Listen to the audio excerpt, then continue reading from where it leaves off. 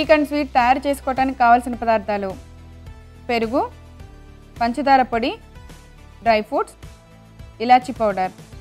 శ్రీఖండ్ తయారు చేసుకునే విధానం: ముందుగా పెరుగు తీసుకొని దాన్ని ఒక వడకట్టే క్లాత్లోకి తీసుకొని 2 గంటల సేపు మూటలాగా కట్టి నీరంతా స్ట్రైన్ చేసుకోవాలి. తర్వాత ఒక బౌల్ తీసుకొని వడకట్టిన పెరుగుని దాంట్లోకి తీసుకొని దాన్ని బాగా మెత్తగా చేసుకోవాలి.